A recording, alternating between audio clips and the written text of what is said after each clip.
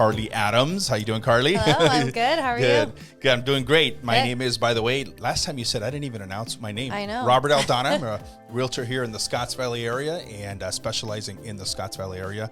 And let's get down to business. We're going to talk about something that's really super exciting. How exciting is it? Exciting and important. Exactly. It's actually more important than it is exciting. Yes. Nevertheless, we're going to talk about, and that is closing costs. A lot of times when you're, not a lot of times, almost always when you're buying or selling a house, you're going to be, there's going to be some costs that are involved. And there are certainly quite a few costs involved in selling and buying a property. So it's important, Carly, we say this all the time, that you know and understand what your rights are and what you are responsible for. Because many times I have seen in the past where a buyer or a seller will pay for more fees than they are supposed to because they don't understand what the actual costs are. Yeah, of course, or it's they never just happened on don't one of know, my right? transactions, but course I'm not. just saying that I've seen it happen before. So let's do Yeah. a breakdown. Yeah. Let's talk about typical seller costs. Yeah. Okay, let's kind of break it down now so that you know. So if you're buying or selling a house, you definitely want to tune in here for the next 20, 30 minutes or so, however long it's going to take us. The first thing I want to talk about is if you are a seller, and it is true, first and foremost, if you are a seller, most of the time you're going to get most of the returns back because you're going to get the money that you're going to get when you sell your house. Right. But at the same time, you are going to have some costs that are typically more substantial than a home buyer cost and fees. So let's talk about title and escrow fees. We know, Carly, that the title and escrow fees are split 50-50, right? In the county of Santa Cruz.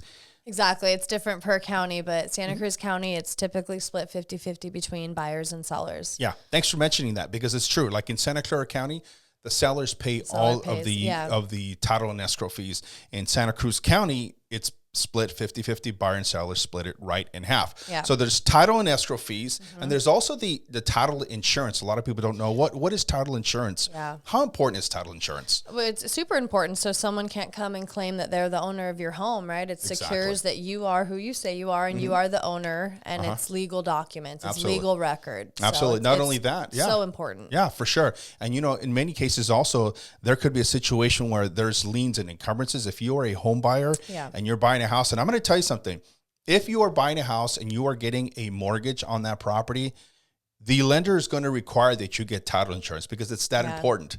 If you're paying cash for a property, you do not have to get title insurance, but I'm going to tell you why you should get title insurance. Very smart. Title insurance doesn't just cover the transaction at the time, but it also goes back and makes sure that there are no other liens and encumbrances issued against the property. So while you may know Mr. and Mrs. Seller, they could be your friend, your a relative, etc., and they're saying we don't need to pay title and escrow fees. Let's save that.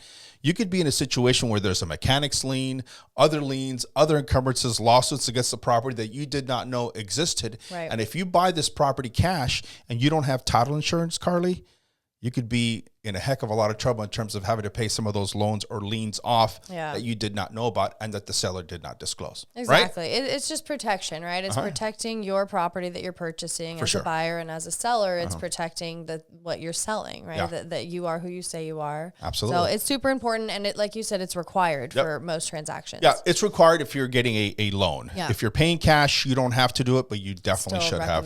Yeah. Absolutely. Yeah. And it's actually, if you're paying cash, it's going to be a little bit less because there's a lender's title insurance policy versus, just a regular title insurance policy. So you'll pay a little bit less, but split 50-50. Mobile, notary, and signings fees, those are typically paid by the party that's having them done. For example, if you are a home buyer and you're getting your loan documents done, et cetera, and somebody's driving out to you, you live in San Francisco or wherever it is that you live, or you're happy to be in Texas for the week, and you have to sign your loan documents, well, the title company is going to send a signer to you, and you have to pay. Exactly, you have to pay for a mobile notary. Yeah. Same thing with the seller. Carly, we've worked with sellers that are out of the area. Right. And if they're out of the area, they can't come to Scotts Valley or Santa Cruz County. Yeah. Right? Now, here's the one that sellers really, really love paying. I mean, they are super ecstatic about paying this one. You know what that one is, right? Which one is it? Our commission. Yeah, exactly. The brokerage fee. So the brokerage fee, the sellers typically, and in Santa Cruz County, and in pretty much every area that I know, the home seller pays a brokerage fee. Yeah. And here's what I want everybody to know. And people seem to think that there's a standard fee that people need to pay in brokerage fees or commissions. That is not true. Right. The actual brokerage fee is negotiable Yep. between the sellers and the buyers, and it's not set by law. Right. It's whatever the buyers and sellers agree to. It doesn't mean that a real estate agency can say, I'm not going to list it for any less than this, and they don't want to list it. You can't hold them to list a property for less than what they will agree to do so. Yeah. But there's no set in stone commission and brokerage fee that exists. It is always negotiable between the seller and the broker. City transfer tax, if applicable. Some cities have transfer tax fees, and it's typically $3.30 per thousand. So that's what the fees are. Yeah, based off the sales price. Yeah. Yeah. So in Scotts Valley, we don't have city transfer tax. Right. Other areas, there are a few cities here in Santa Cruz County that do have city transfer tax.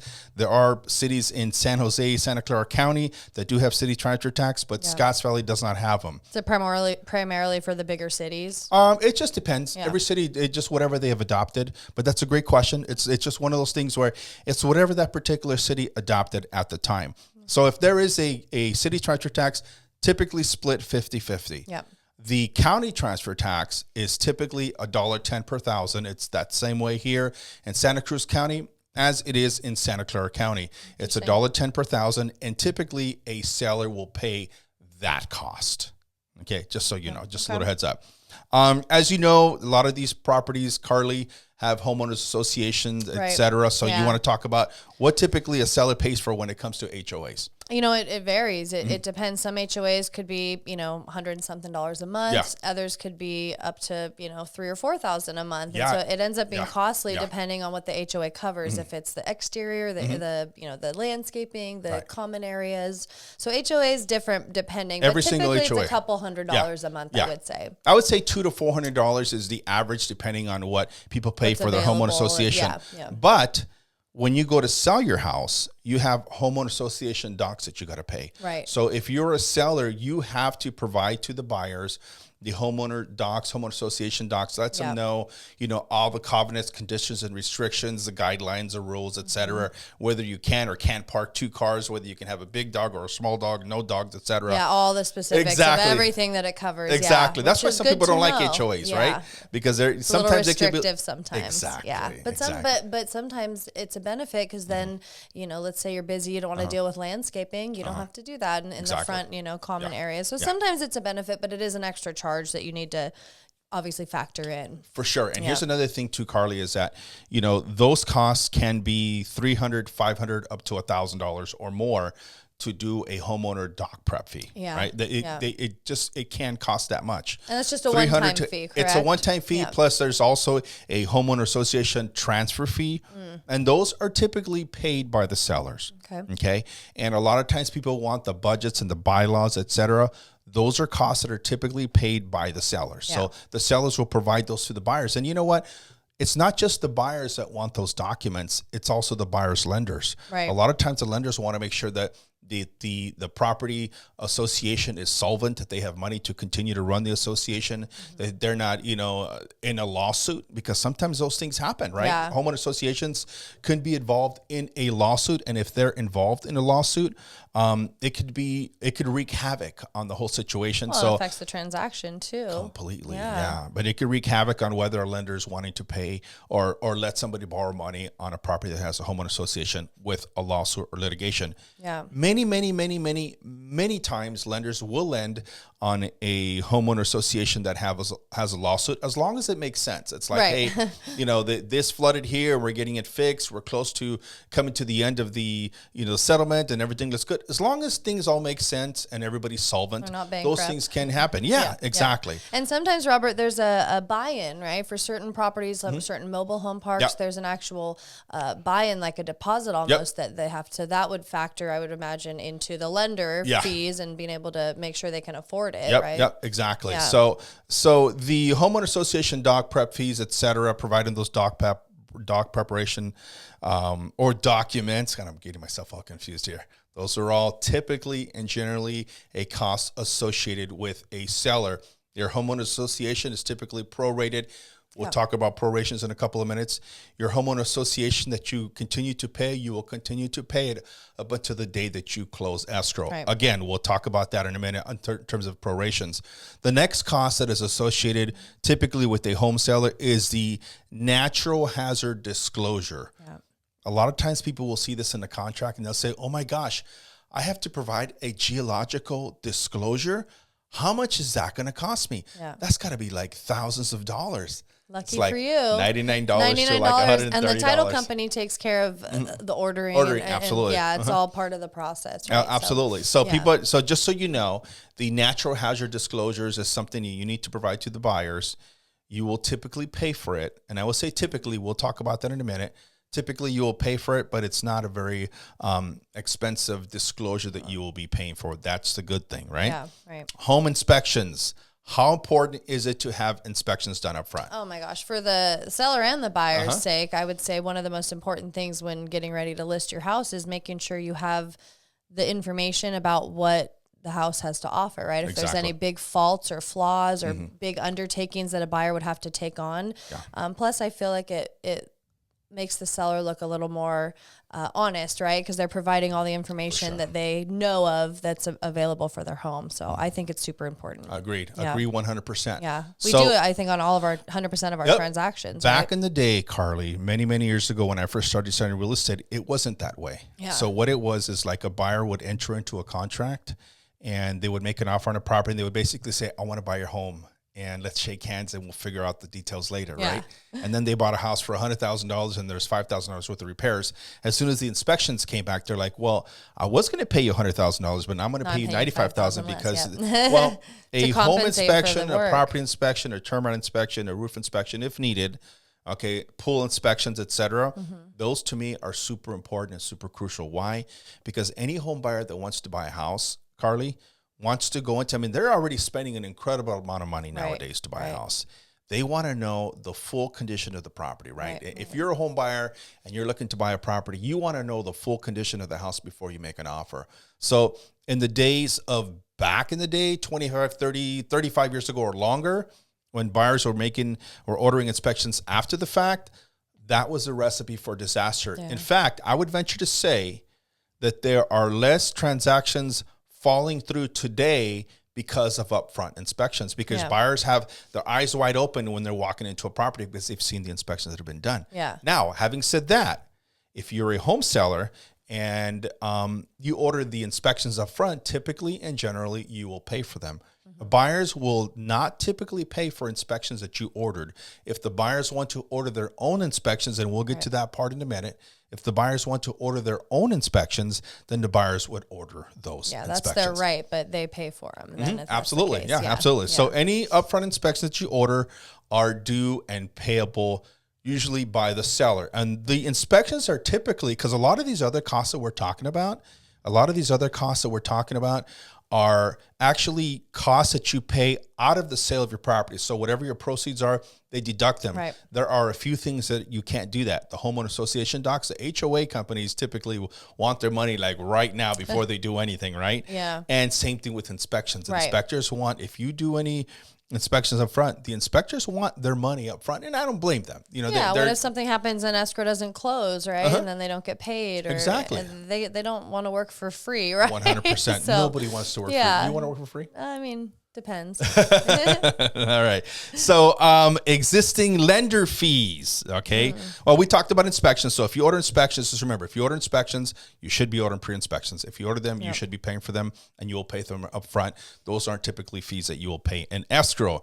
Existing lender fees. Go ahead. I was just going to say, typically $1,500 would normally cover a home inspection, a pest inspection, pool inspection. Yeah. So it's minimal in the grand scheme of things when it comes to just having that peace of mind, right? I think you nailed it. It's a minimal price. Because if you're looking at, $1,200 to $1,500 worth of inspections, you could be saving yourself, $12,000 to $15,000 worth of, sales price because you have a buyer that's fully informed. Right. And I will say this too.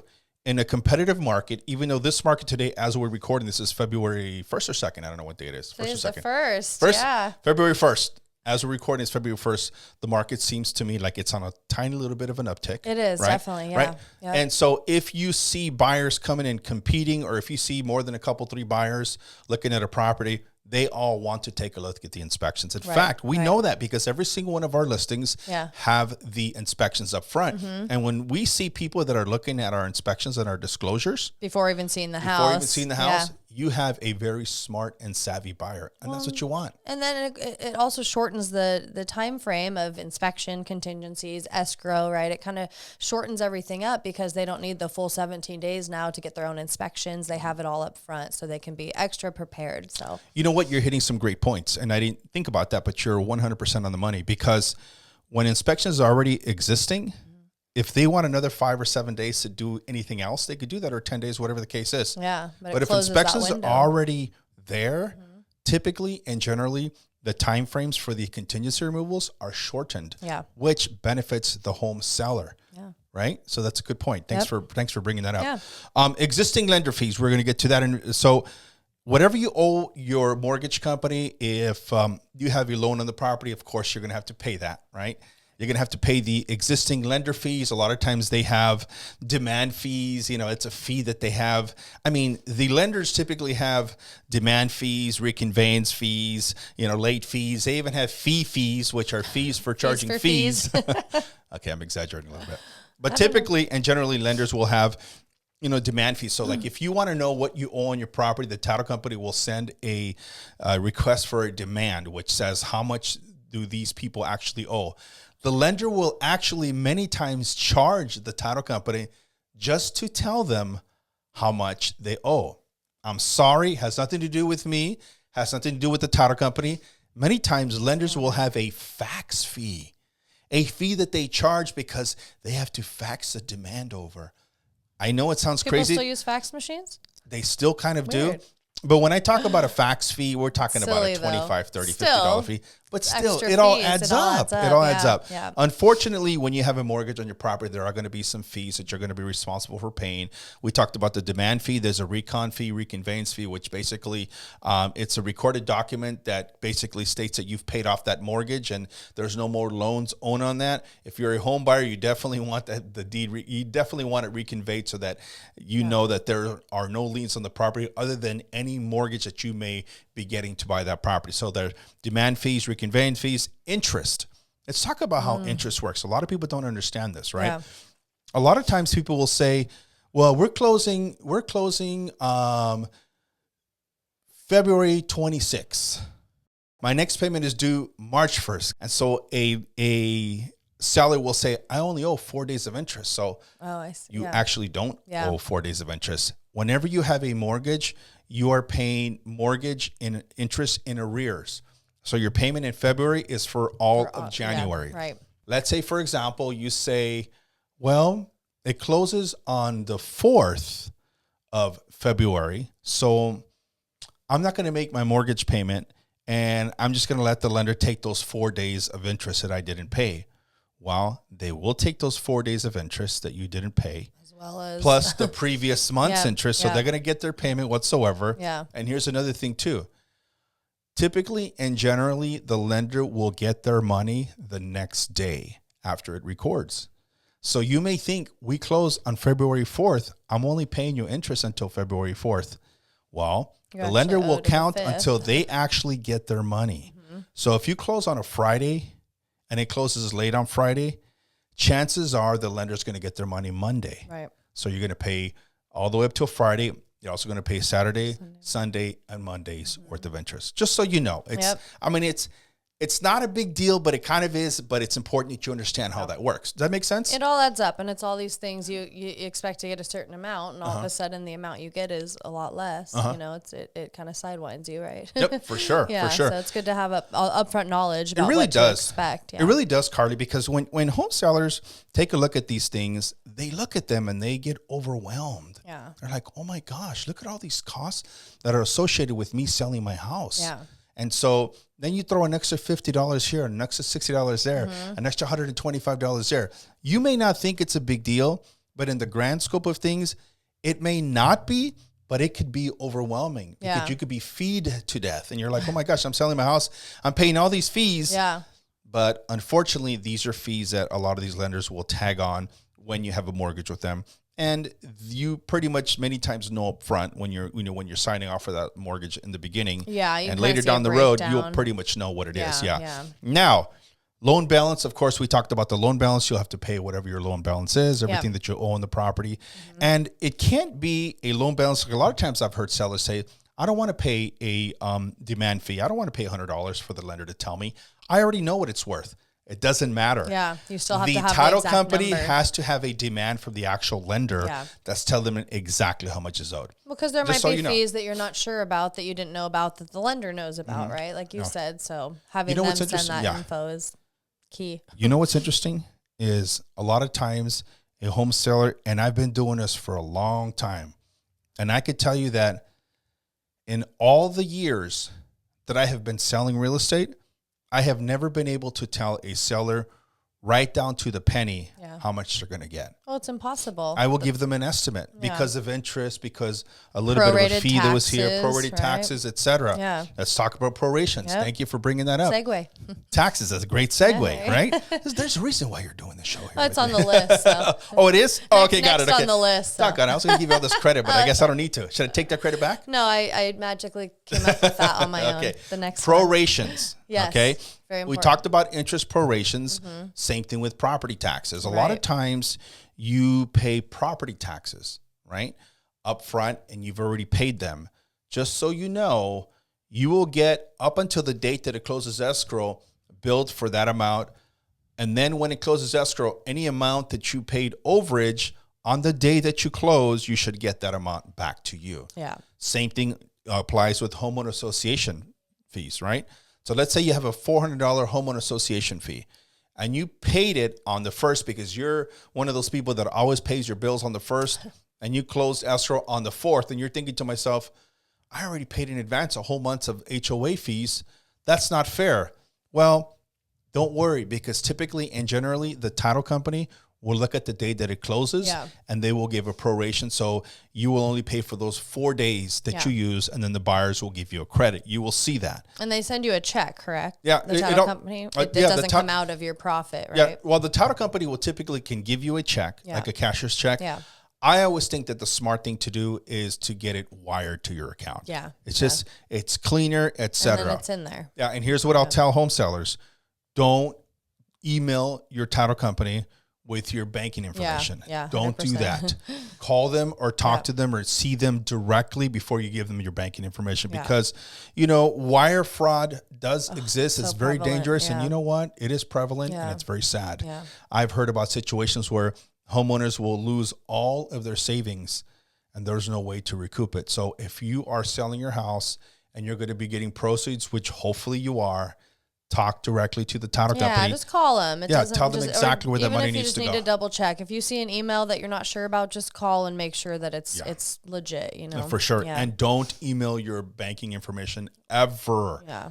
These scumbags stay behind computers and they fish and they look for these type of emails from title companies. So Yeah. don't fall victim to these people who are out to defraud you. Harm you. Yep, absolutely. So Yeah. prorations, we explained proration. So And to go back to taxes prorated, you only pay taxes twice a year, Yeah, right? exactly. So that's why the proration occurs Exactly. because you're either not current or you're too current, right? So Exactly. they have to make it right depending on that close date.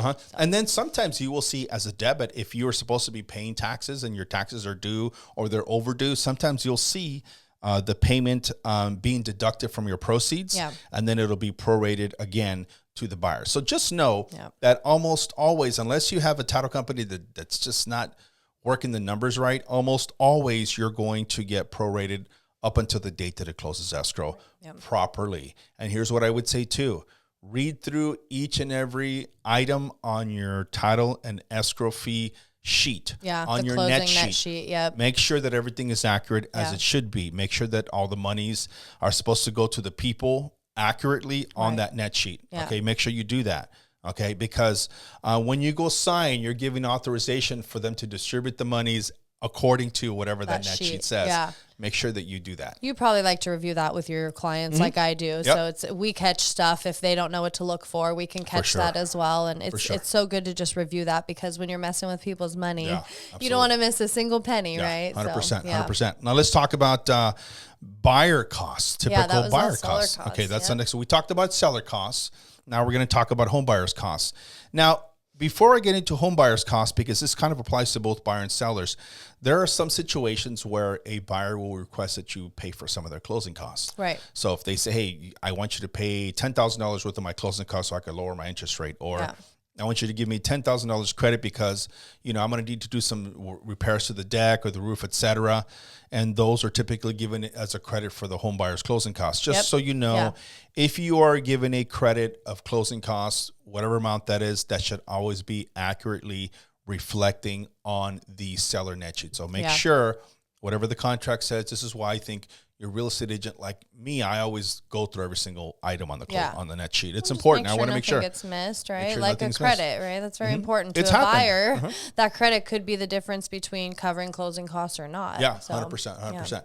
So buyer's costs, prorations for both buyers and sellers. We talked about prorations. Typical buyer's costs are title and escrow fees are split 50-50, just like the title company is in Santa Cruz County. If you live in Santa Clara County, or not even if you live, if you're buying in Santa Clara County, then the title and escrow fees, title insurance costs, etc., those are typically absorbed by the home sellers. But in Santa Cruz County, Scotts Valley, the whole area here, that's typically split 50-50. The other costs that you're going to be paying for, if you're going to get an appraisal, which means if you're getting a mortgage, you're going to need an appraisal. Typically, you'll be paying for that appraisal. There are certain situations where a lender will give you a credit, or they will pay for your appraisal cost if you get along with them. So it just depends. Those are things you want to talk to your lender about. Typically, buyer cost, they pay that as part of their lender costs, right? Absolutely. It's kind of and they pay those up front, typically. Yeah. Okay, that's something that people need to know about. These aren't costs. The first one we just talked about, the appraisal fee, the credit report fee, those are typically paid up front, because if for some reason the transaction doesn't go through, that appraiser still needs to be paid. Right. That pulling of your credit report still needs to be paid. Right. Okay, so we talked about the title and escrow fees being split 50-50. Any inspections that the buyers order are also the responsibility of the buyers typically and generally. So if a buyer comes to you, and even though you've had inspections done up front, which I think are extremely wise and crucial for you to do, even if you've had them done up front, there's no law that says that the buyers don't have the right to order their own inspections. A lot of times buyers say, I want to order my own inspections. I love what you've done here, but I still want to get my guy to come out here to make sure that what you're telling me is accurate. Nothing wrong with that. But if you do that, you're paying for those inspections, right? And sometimes I've worked with buyers before where there was no home inspections, from the seller side, where there was no home inspections provided for us. So we wanted to, of course, make sure we had inspections done, and we paid for them as the buyer side, but you could potentially have the seller pay for them, I would imagine, right? Yeah, absolutely. So it just depends, if there's none available. Yeah, absolutely. Yep. And then points also. So a lot of times a point, just so in case you don't know what a point is, for those of you who are watching, you know what it is. Yep. A point is prepaid interest. So many times, let's say for example, yeah, exactly. So let's say each point is a percent of the loan amount. So let's say you have a $650,000 loan, right? If you're paying 1 point, you're paying $6,500 in addition to your other costs to get a certain interest rate. Let's say rates are, and I'm just going to use this as an example. Let's say rates are 6%, right? And 6% are based on 0 points. That means that everyone's breaking even. Breaking even means that the lender is going to give you a 6% interest rate at 0 points. But you say, I don't want 6%. I want 5.75%. Well, sometimes, or many times, if not most of the time, you can buy that interest rate down. So you could say, I'm going to pay a point, or I'm going to pay 2 points. Every point that you pay as prepaid interest lowers the actual interest rate. Right. So whatever those points are, if you're 2 points of a $650,000 loan amount, you're at a $13,000 cost. Yeah. Those are things that sometimes you can negotiate and have the sellers pay if the sellers are willing to do that, and if the dollars make sense and the price makes sense and the offer makes sense. Like if a seller, representing a home seller, if a buyer comes to me and says, you have a property listed at $1.4 million, and I'm willing to give you $1.4 million if you pay $20,000 in points. Well, that's like giving me $1,380,000. If it makes sense to me, I'm going to do it. Yeah. But if it doesn't make sense, then that's another story altogether. But Yeah. regardless, For a buyer, it whatever, makes their payment make sense, right? absolutely. It makes it affordable. If their rates got down a little bit lower, then they could actually afford the payment now. Absolutely. So it's Yeah, a benefit to the buyer for sure when trying to buy a home. And in this market, I see more and more home buyers requesting that the sellers pay for their closing costs or pay for a portion of their closing costs. So much higher. Yeah, with rates being higher. And a lot of buyers are like, it's not even about me being greedy and wanting to get the best deal possible, but it's about me being able to afford that house. Being able to do this, yeah. And I can afford a house at 6%, but I can afford it at 5.5%. Yeah. Does that make sense? Yeah, makes so a those are the difference. things. Yeah, it makes all the difference in the world. So I get it. I totally get and it. especially if you don't have a 20% down or something, then your payment's even higher. Yeah, So it's definitely absolutely. a beneficial thing. You're right though. I haven't seen it, very common except for the last year or two. Really, people are starting to really kind of utilize that tool as a buyer. So. Absolutely. Yeah. So we've broken it down. So the typical cost for the buyers, we've kind of broken that down. But at the end of the day, just so you know, there is no law that says here that the sellers have to pay for these things, right? Or that the buyers have to pay for these things. These things are customary. Mm-hmm. There is no law that says you automatically, positively have to pay for these things. No, there's no law that says that. Yeah. But these things are customary. Mm-hmm. If you're a home seller that says, hey, I'll tell you what, I want this price and I want you to pay for the brokerage fee and I want you to pay for all these other costs, you could be in a position to where you're going to blow away a buyer. Yeah. And you have to think, there's a wise man that once told me, don't step over dollars to pick up dimes and nickels. Does that make sense? Mm-hmm. In other words, a lot of times a home seller will say, well, I'm not going to pay for a home buyer's closing cost of $3,500. Yeah, but the buyer's paying you, full price. It's like, why wouldn't you do it? At the end of the day, you got to do the math. It seems the fair thing too. For each parties have to pay certain fees to, 100%. You're part of the transaction together. So 100%. Yeah. So I hope this made sense. I hope this made sense to all. We just gave you a little rundown in just over 30 minutes of what the typical home seller and home buyer costs are.